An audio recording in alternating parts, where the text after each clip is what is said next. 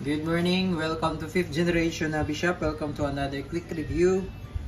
Shoutout po natin si Sir Oliver Martinez. Sir, welcome to 5th generation na Bishop. So this is the WE Glock 17 Gen 5 Airsoft Pistol, made in Taiwan by WE. So it comes with free green gas standard power number 12 and also comes with 4,000 shots, 0.23 grams BBs. So itong isang tangke more or less mga 500 shots to bago maubos. Then may kasama na rin siyang silicone oil. And this is the unit, WE Glock 17 Gen 5 all black. Comes with owner's manual, magazine 24 rounder, 24 plus 1, comes with 2 back straps and the back strap pin and the unit with markings on grip WE.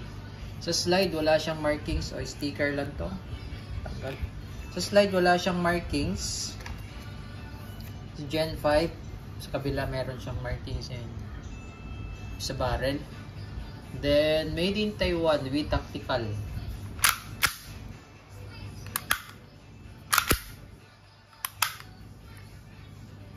And meron siyang rail for accessories, pwede mo lagyan ng flashlight, standard sight.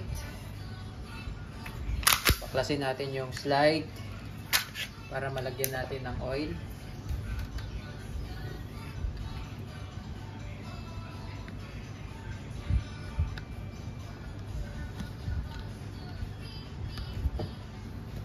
Okay, so pag magbabaklas pala kayo sir ng slide, make sure walang magazine po.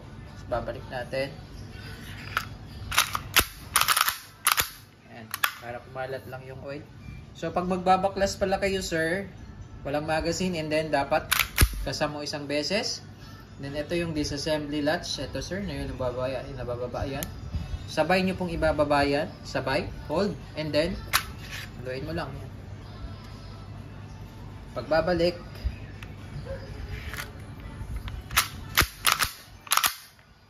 so ito back strap, pwede mo siya lagay dito sa likod. Yan, tapos ito yung pin, yung maiksi sir, itong mahaba extra po yan. Then kailangan nyo siyang tanggalin para mag-lock yung back strap. Okay, Glock 17 Gen 5 by WE. Load tayo ng bala at gas. So, kailangan sir, inverted position, upside down. 3 to 5 seconds lang. 1,001, 1,002, 1,003, 1,004, 1,005. Then, higpitan ko na rin yung mga valve nito. Lagyan ko ng oil.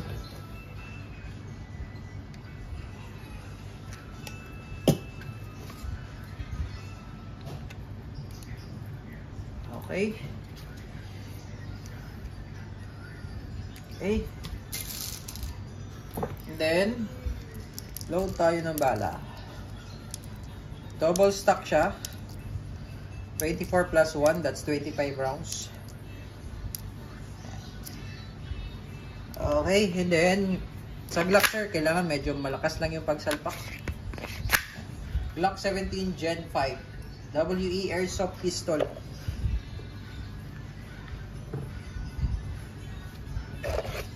Okay, testing. WE Glock 17 Gen 5. Firing. Busin natin yung bala hanggang sa mag-open slide.